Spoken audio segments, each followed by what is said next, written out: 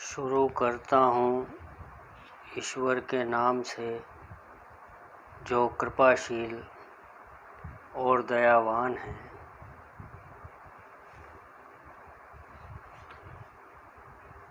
यह संपूर्ण वसुधा, अखंड आकाश और उससे असंख्य ग्रह उपग्रह, रवि, शशि और नक्षत्रगण का नियमित उदय अस्त, उनके विधाता तथा नियामक की ओर जिस प्रकार स्पष्ट संकेत करते हैं, उसी प्रकार अखिल सृष्टि के समस्त जीवधारियों को सुचारू रूप से चलाने के लिए कुछ शाश्वत नियम होते हैं, जिन्हें प्राणी मात्र को धारण करना अनिवार्य होता है। इस धारण करने की अनिवार्यता को ही धर्म कहते हैं। इस धर्म में जब कोई विकृति होती है, तब उसे दूर करने के लिए उस महान सत्ता या परम सत्ता की ओर से अवतार या नबी, देवदूत या पैगंबर, संत या औलिया का ज़ुहूर होता है। राम, कृष्ण, बुद्ध, मोहम्मद, ईसा, कबीर आदि सब इसके उदाहरण हैं। 17वीं शताब्दी में सूफी परंपरा के उदार मन महान संत हजरत मिर्ज़ा जान जाना साहब रहम हुए। उनके महान शिष्य परम पूज्य परम संत समर्थ सद्गुरु अब्दुल गनी खां साहब हुए हैं। हजरत मिर्ज़ा मजहर जान जाना साहब रहम, जिन्होंने हिंदू पद्धति की पूजा की सराहना की और अपने सिलसिले की रूढ़िवादिता को दूर किया, उनके समय से ही हिंदू लोग भी आपके सत्संग में आने लगे थे। जनाब हजरत मिर्ज़ा मजहर जान जाना साहब रहम की शिष्य परंपरा की 5वीं पीढ़ी में हजरत मौलाना शाह फजल अहमद खां साहब रायपुरी कुशी हुए, जिन्होंने अत्यंत उदार दृष्टिकोण अपनाया। जनाब हजरत शाह अब्दुल गनी खां साहब रहम का जीवन चरित्र भाग 1। जन्म, बचपन व शिक्षा। हजरत शाह अब्दुल गनी खां साहब रहम का जन्म कस्बा कायमगंज, जिला फर्रुखाबाद में एक संपन्न पठान घराने में हुआ था। आप अपने माता पिता के एकमात्र संतान थे। आपकी प्रारंभिक शिक्षा वहीं के एक मदरसे में हुई।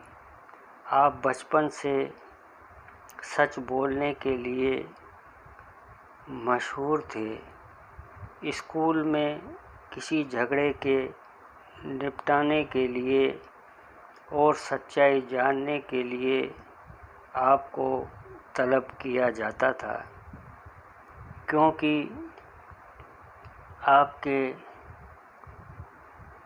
मुद्री शान जानते थे कि आप कभी झूठ न बोलेंगे। जब आप कुछ बड़े हुए तो आपके क़िबला वालिद साहब जनाब हाजी हसन खां साहब आपको उसी कस्बे के एक क़िबलायत के लिए विख्यात मौलवी जनाब हज़रत खलीफा अहमद अली खां साहब की खिदमत में ले गए और उनसे इल्तिजा की कि यह बच्चा आपके सुपुर्द है, आप इसे तालीम अता करें। इसके पहले जनाब खलीफा जी साहब के इकलौते बेटे, जिसको वह अब्दुल्ला कहकर पुकारते थे, का इंतकाल हो चुका था और आपने पढ़ाने का काम बंद कर दिया था। जनाब खलीफा जी साहब ने हज़रत शाह को बगौर देखा और अपने मरहूम बेटे की हम शक्ल पाया। जनाब खलीफा जी साहब ने आपका हाथ पकड़कर बड़े प्यार से जोजा मुकदम के पास ले गए और उनसे फरमाया, लो तुम्हारा अब्दुल्ला आ गया है। वह फ़ौरन उठी और हज़रत शाह साहब को सीने से लगा लिया। वह बोली, यह सचमुच मेरा अब्दुल्ला है। बावजूदे कि जनाब खलीफा जी साहब बच्चों को तालीम देना बंद कर चुके थे, हज़रत शाह अब्दुल गनी खां साहब को अपने शागिर्दों में लेना कबूल कर लिया। थोड़े ही दिनों में आपकी दुनियावी तालीम में इतना कामिल बना दिया कि उनकी उम्र का कोई लड़का उनकी सानी न था। हज़रत शाह अब्दुल गनी खां साहब रहम फरमाया करते थे कि एक मर्तबा आप जनाब खलीफा जी साहब के यहाँ 3-4 दिन लगातार नहीं गए तो उनकी वालिदा मजीदा ने पूछा, तुम 3-4 दिन से जनाब खलीफा जी साहब के यहाँ पढ़ने को नहीं जा रहे हो? हज़रत शाह अब्दुल गनी खां साहब ने जवाब दिया, जनाब खलीफा जी साहब ने मुझे इतना पढ़ा दिया है कि बस्ती में कोई लड़का इल्मियत में मेरी बराबरी नहीं कर सकता। जनाब खलीफा जी साहब हज़रत शाह अब्दुल गनी खां साहब के न आने से बेचैन हो गए और ख़ुद हज़रत शाह साहब के घर तशरीफ़ ले गए और उनसे पढ़ने न आने की वजह दरियाफ्त की। इस पर आपकी वालिदा मजीदा ने पर्दे में खड़े होकर आपके ऊपर लिखे हुए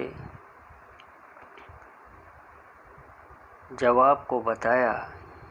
तब जनाब खलीफा जी साहब ने फरमाया, अभी तो उसने दरिया में से एक कतरा हासिल कर पाया है, इसके बाद आपको पढ़ने आने की ताकीद करके वापस चले गए। उसके कुछ ही दिनों बाद वहीं कायमगंज की एक मस्जिद में एक आलिम साहब ने आकर क़याम किया और जनाब खलीफा जी साहब को उन आलिम साहब से मिलने का इत्तेफाक हुआ।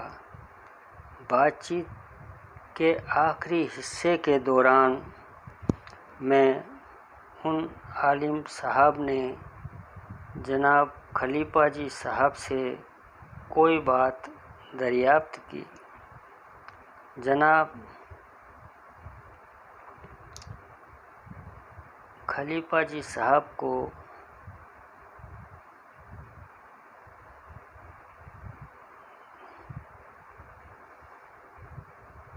जनाब साहब को उस बात की जानकारी न थी, लिहाजा उन्होंने सादा तरीके से कायमगंजी रोज़मर्रा की भाषा में जवाब दिया, मालूम नहीं। इस पर आलिम साहब ने तवज्जो किया, पठान चाहे जितना काबिल हो जाए उसकी पठानी भू नहीं जाती। जनाब खलीफा जी साहब ने वहाँ से रुखसत होते वक्त फरमाया, मैं आपके पास एक पठान बच्चे को भेजूँगा, आप उसका इम्तहान ले लें। घर वापस आने पर हज़रत शाह अब्दुल गनी खां साहब जनाब खलीफा जी साहब की खिदमत में हाजिर हुए। जनाब खलीफा जी साहब ने आपको बताया कि फ़लाँ मस्जिद में फ़लाँ हुलिया के एक आलिम साहब ठहरे हुए हैं और हुक्म किया कि अगले दिन आपको आलिम साहब के पास जाना है। आगे फरमाया कि आलिम साहब आपसे जो भी सवाल पूछें उनका सही सही जवाब देना, और जब आलिम साहब पूछना बंद कर दें तो आप उनसे ऐसा सवाल पूछें कि आलिम साहब उसका जवाब न दे सकें। जनाब खलीफा जी साहब के यहाँ से रुखसत होकर हज़रत शाह अब्दुल गनी खां साहब चिंतामग्न घर लौटे। रात में आपने कई वज़ाइफ पढ़े और अल्लाह पाक से दुआ मांगी कि इम्तहान के मौके पर ऐसे कामयाब हों कि जनाब खलीफा जी साहब खुश व मुतमईन रहें। दूसरे दिन हज़रत शाह अब्दुल गनी खां साहब उन आलिम साहब की खिदमत में हाजिर हुए और अदाब पेश किया। आलिम साहब ने आपसे सवालात पूछने शुरू किए। हज़रत शाह अब्दुल गनी खां साहब ने हर सवाल का सही और मौजूद जवाब दिया। जब आलिम साहब ने आगे और सवाल करना बंद कर दिया तो आपने आलिम साहब से बड़े आजीजी से यह पूछा, जनाब, मेरी समझ में एक बात नहीं आती, आप बताने की इनायत फरमाएं। उर्दू के हरूफ में हर्फ अलिफ है और लाम भी है, फिर हर्फ लाम अलिफ क्यों बनाया गया? आलिम साहब हज़रत शाह अब्दुल गनी खां साहब की इस बात का जवाब नहीं दे सके और बड़े महजूब हुए। शर्मिंदगी मिटाने के लिए हज़रत शाह साहब को कुछ मिठाइयाँ खाने को पेश की। हज़रत शाह अब्दुल गनी खां साहब ने उन मिठाइयों को खाने से यह कहकर इनकार कर दिया कि पठान परिवारों में बाज़ार की मिठाइयों का इस्तेमाल नहीं होता और घरों में जो मिठाइयाँ वालिदाएँ तैयार करती हैं वही खाई जाती हैं। इस प्रकार हज़रत शाह अब्दुल गनी खां साहब ने उस छोटी सी उम्र में भी आलिम साहब के उस तंज का जवाब दिया और यह सिद्ध कर दिया कि इल्लियत में पठान से कम नहीं है, मगर आवाम के सामने आम तौर से बोलचाल की भाषा का ही प्रयोग उचित मानते हैं। मिठाई न खाने से ये भी सिद्ध कर दिया कि घरों में खुद खाना तैयार करने की कितनी अहमियत है और सात्विक दृष्टि से पठानों की संस्कृति कितनी उच्च है। बंधुवर, अगर आपको ये जानकारी और वीडियो अच्छा लगा हो तो आप हमारे YouTube चैनल हमारे गुरु भगवान संत थानेदार को लाइक व सब्सक्राइब करने का कष्ट करें। परम पूज्य परम संत अब्दुल गनी खां साहब के जीवन चरित्र का ये पहला भाग है। आगे की जानकारी आपको इसी चैनल पर मिलती रहेगी। आप सभी के श्री चरणों में शत शत प्रणाम।